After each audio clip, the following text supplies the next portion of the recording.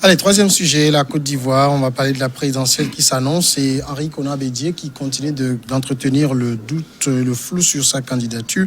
Le PDCI, poids lourd de l'opposition en Côte d'Ivoire, désignera son candidat à la présidentielle d'octobre les 25 et 26 juillet lors d'une convention éclatée. C'est ce qu'a annoncé son bureau politique vendredi. Initialement, la convention devait se tenir du 12 au 14 juin à Abidjan, mais la pandémie du coronavirus a conduit le parti à changer ses dates selon des membres du bureau. Pour des raisons sanitaires, la convention éclatée de juillet aura lieu dans les 30 régions du pays. Un comité a été mis en place afin d'enregistrer les candidats à l'investiture. Henri Konan Bédié, Ambroise Ponjo, il faut le dire, il a 85 ans. À 85 ans, vous pensez qu'il se voit toujours en chef d'État ivoirien? Non, je crois que la candidature annoncée ou pas de Henri Konan Bédié n'est pas forcément liée à la réelle politique, à la chose réelle politiquement. C'est les enchères que les gens sont en train de monter pour rebattre les cartes, réchauffer le camp adverse et essayer de voir dans quelle mesure du possible il peut y avoir plus de rassemblement autour des opposants pour pouvoir battre à plate couture le candidat du pouvoir. Parce que c'est un pouvoir qui a été caporalisé, qui a été pratiquement nordisé et en plus un pouvoir qui a été totalement francophile. Et ce pouvoir du genre, il faut une coalition solide, une coalition qui fait le lien sociologique de la Côte d'Ivoire et le lien populaire. Quand je parle du lien sociologique, c'est les constituants même de la Côte d'Ivoire. C'est ceux-là qui ont été les premiers constituants de la Côte d'Ivoire, ceux qui ont une base de richesse à la Côte d'Ivoire. Les Bété, les Baoulés, les Akans, tout ce monde-là qui se regroupe. Je parle du bien du FPI, de Laurent Gbagbo, que ce soit du camp d'Afin Guessan ou de Laurent Gbagbo. Je parle aussi de Bédié avec la racine RDA, PDCI, qui a une large base sur la Côte d'Ivoire. Et en dehors de ce fabricat qui a été initié tout récemment par Alassane Ouattara à partir de Bouaké, et dont même la rébellion qui a renversé Gbagbo, qui se trouve être morcelée entre Soro et Ouattara. Donc il y a une carte politique difficilement conciliable au sein même du RHDP vis-à-vis de ceux-là qui sont des partisans de Soro, et ensuite une base large qui est concédée, qui est concédable à Bédié aujourd'hui dont tu parles, qui ne peut pas être candidat à son âge. Politiquement, c'est possible, mais géopolitiquement, au sein d'une coalition, il ne peut pas être candidat. À un moment donné, il faudrait que les trois s'entendent, ou les deux s'entendent, Gbagbo et Bédié s'entendent, pour dégager un candidat. Adou, comment on l'appelle? Il y a un dauphin, pas un dauphin, Thierry Talon. Voilà, il y a des agents de Gbagbo qui sont de l'autre bord du FPI qui sont proches du Gbagbo. Il y a Afin Guessan, et à un moment donné, il faudrait qu'Afin Guessan aussi comprenne quand même que, alors nous parlons, on ne parle plus des candidatures satellites du genre Afin Guessan. Non, on ne parle plus de ça. On parle des colosses, des hommes de poids qui peuvent renverser la machine. Ces hommes de poids, c'est ceux qui sont d'un certain âge. Ouais. C'est ça, malheureusement. Oui, ceux qui sont d'un certain âge, s'ils arrivent à porter la casquette à ceux-là qui viennent directement après eux, les Tanons et les Adjoa. Ce n'est pas tout à fait ça. Oui. Ce n'est pas. S'ils arrivent à le faire, même Blé Goudé peut faire l'affaire entre les Blé Goudé lui dit qu'il est intéressé par 2025. Oui, ça c'est un discours politique. Ouais, oui, c'est une communication. Parce qu'en disant, pour le plat satirique des ennuis judiciaires, il y a 20 ans qu'il attend. D'abord aussi, il a 20 ans qu'il attend. Il a même sorti une phrase la dernière fois qu'il appelle Ouattara à la réconciliation. C'est politique. Faites tout pour qu'on descende d'abord en Côte d'Ivoire et on va régler les comptes. On va se rentrer dedans. Sauf qu'il peut aussi être honnête. C'est ça. Non. Lors d'un point de presse, il y a un membre influent du bureau politique du PDC, Ngoran Djeri, qui a eu cette phrase. Nous sommes dans un contexte particulier qui impose qu'on ait une personnalité sage. Voilà. Nous pensons que la candidature du président Bédié n'est pas un affront à la jeunesse, mais c'est pour résoudre un problème du moment. Ça résume tout. Ça résume tout. Et moi aussi, c'est ma perception des choses. Je sais que Bédié, c'est quelqu'un qui aime la chose politique. Il veut être président. Je me rappelle... il a été déjà... il a fait 6 ans, 93 à 99. Mais vous avez vu, quand il était déchu, il est arrivé à Lomé, c'est des larmes au jour le jour. Il ne faisait que pleurer. Il ne faisait que pleurer. À 2 février, là-bas, à l'hôtel 2 février, mais c'est des larmes aux yeux. C'est qu'il a fait tomber l'eau. Vous voyez? Donc, il aime ça. Pour lui, cela relève d'un goût d'inachevé. Et donc, il veut remplir toujours. Il veut toujours être présent. Et moi, je pense qu'il peut faire l'affaire. Parce que face au camp Ouattara qui se cherche actuellement avec le candidat rapidement désigné et dont la santé est vraiment fébrile, on ne sait pas trop. En ce qui concerne sa santé, il est en France depuis. Et puis... je vous l'ai dit la dernière fois que pour lui, c'est fini. Le silence a fait d'ailleurs qu'il y a eu beaucoup de rumeurs dont la dernière en date est celle attribuée à la lettre du continent qui a amené notre confrère... comment il s'appelle le fondateur de la lettre du continent. C'est un Ivoirien? Non, c'est un Français. Antoine Glaser. Antoine Glaser a monté au créneau pour démentir que depuis 2010, il a quitté. Parce que... Son journal est dévoyé actuellement. Parce que non, mais je pense qu'ils ont fait fusion avec... ce n'est plus ça maintenant. Avec un autre... Oui, quand Glaser même était là-bas, c'était... Ce n'est plus ça. C'était du solide, mais a attribué une rumeur à la lettre du continent qui voudrait faire croire que Ouattara veut revenir. Parce que... c'est anodin? Ce n'est pas anodin. Quand on sait que Ouattara voit Bédié venir, il voit Bédié venir de façon solide, dans les discours, dans les actes, il voit que Bédié peut venir. Or, Ouattara s'est juré quelque chose. Ceux de sa génération, il veut toujours les combattre. Donc pour lui, si un membre de ceux qu'il considère comme les éléphants là, de la politique ivoirienne, un gars encore veut se présenter, lui aussi veut revenir. Alors, il avait déjà dit clairement en ces termes, je voudrais bien me retirer, je ne vais pas me représenter à condition que ceux de ma génération ne se présentent. Mais voilà que Bédié est en pole position pour pouvoir prendre les rênes de sa succession. Alors là, il voit bien, Ambroise a bien dressé le tableau de la carte politique ivoirienne, la façon dont tout est... tous les cœurs requins se retrouvent dans PDCI, et alors que au jour le jour, le camp Ouattara se fissure. Quand on voit Ouattara, on parle du nord, mais au nord, il y a un poids solide qui est martyrisé à Ferké, Soro, Guillaume Kibafori Soro. Et donc, il a dans ces murs là-bas une grande fissure qui risque de lui faire mal. Alors, quand on prend un personnage d'envergure comme Bédié, pour mettre en face de son candidat qui n'est candidat que parce que Ouattara l'a voulu, alors là, ça va faire mal. Et donc, actuellement, dans le camp RDR, c'est un peu la débandade. On a l'impression que c'est quand même très difficile en Côte d'Ivoire pour la jeune génération de politique d'émerger, parce que au niveau du PDC, vous avez quand même de grands noms, Jean-Louis Billon, vous avez Thierry Tano, vous avez Tidjane Thiam, des gens qui politiquement ne sont pas aussi des moindres non plus. Non mais attends, Thierry Tano a commencé la politique. La parole m'est adressée. C'est ça.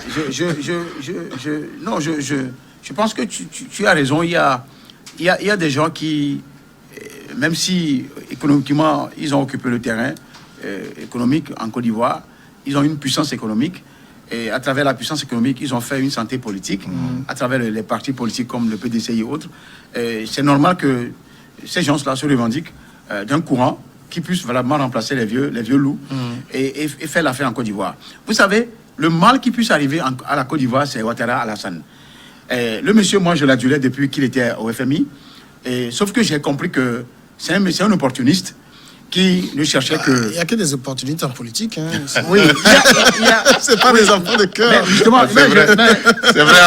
je vais te l'expliquer. Il y a pas d'honnêteté en politique, on le dit souvent, mais il y a des opportunistes honnêtes qui quand même poursuivent leurs intérêts. C'est comme si vous me disiez qu'il y avait des prostituées vierges. Il y en a des opportunistes honnêtes qui au même moment poursuivent leurs intérêts et l'intérêt du pays.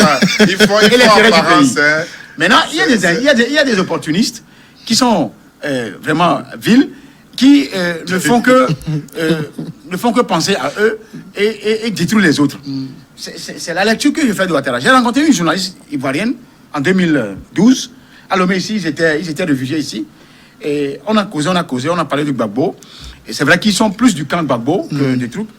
Et je lui causais. Il me dit, mais tu as déjà fait la Côte d'Ivoire? J'ai dit non. Mais comment se fait-il que tu connais J'ai dit, mais je lis beaucoup la politique africaine. Surtout la Côte d'Ivoire, j'aime beaucoup la Côte d'Ivoire. Ma grande sœur a fait 36 ans en Côte d'Ivoire. Mon grand frère a joué pour ASEC d'Abidjan. Celui qui vient, je suis le 3e avant lui. Il est décédé normalement. Et c'est un joueur. Il est décédé normalement. Il est décédé malheureusement, j'allais dire. Voilà. Et donc, je connais la Côte d'Ivoire et sa nomenclature politique.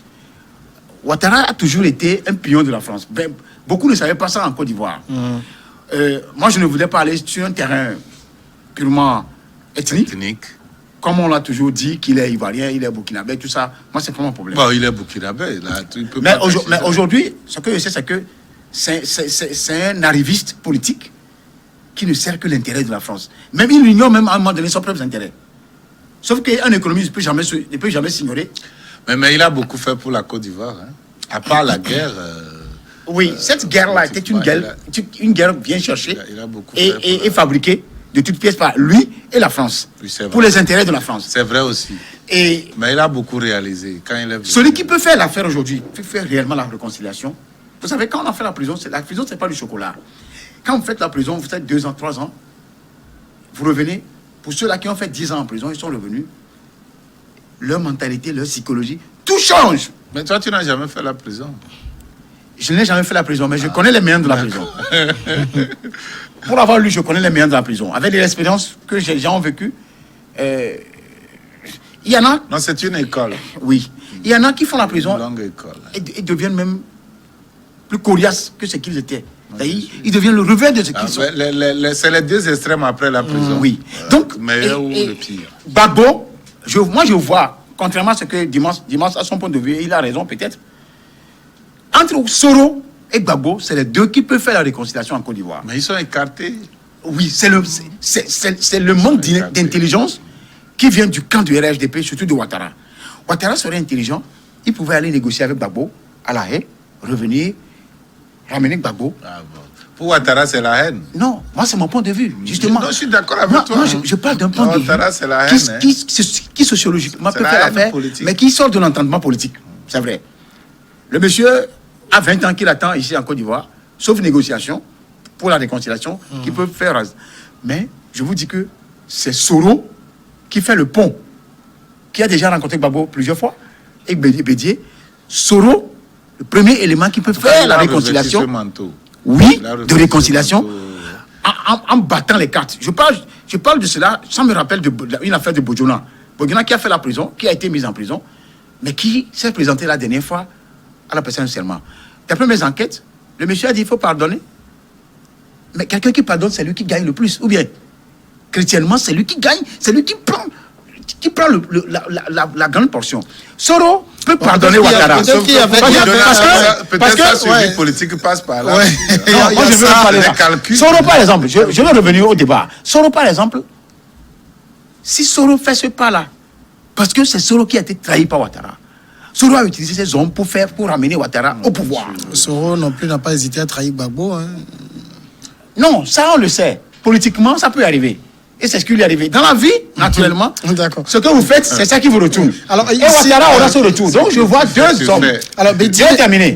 Je vois 2 hommes.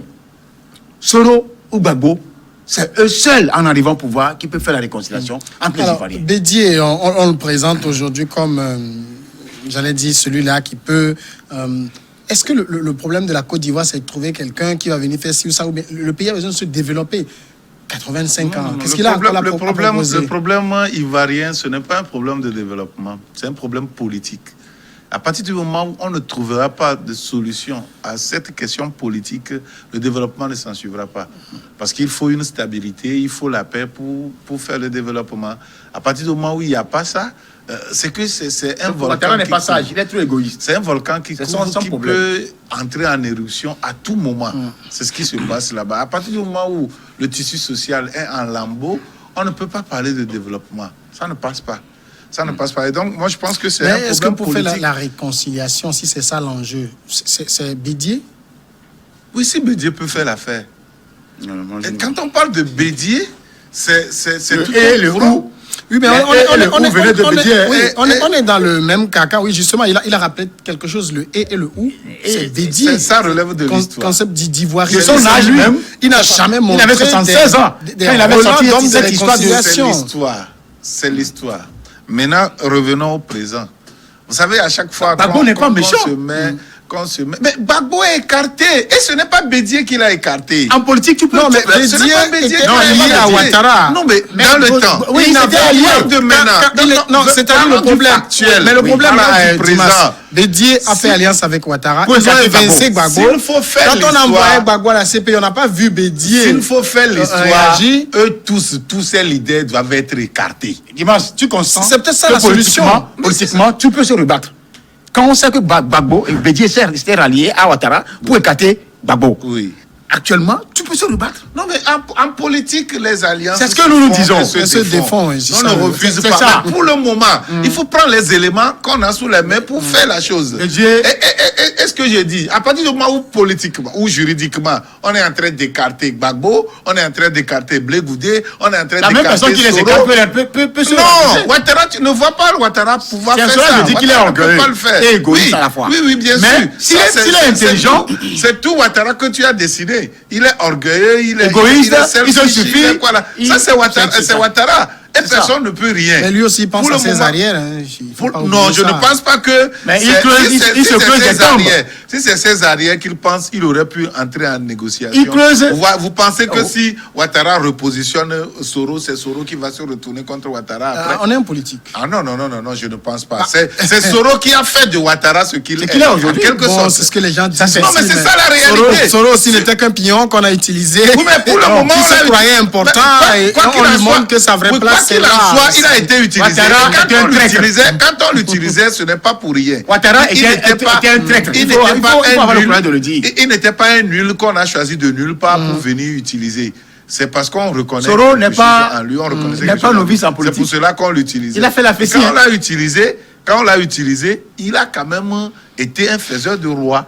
Ouattara ne pouvait pas être là-bas sans Soro. Ça, reconnaissons ça. C'est clair. C'est ça. Bon. Et maintenant, ne pensez pas que avec cette alliance qui allait, hein, c'est Ouattara qui a remis en cause, qui a tout remis en cause. C'était Ouattara. Et c'est méchant. On me dirait qu'en politique, tout est possible. C'est méchant. Réellement. Ça va se retrouver. Moi, je l'ai réellement. Ça va se retrouver.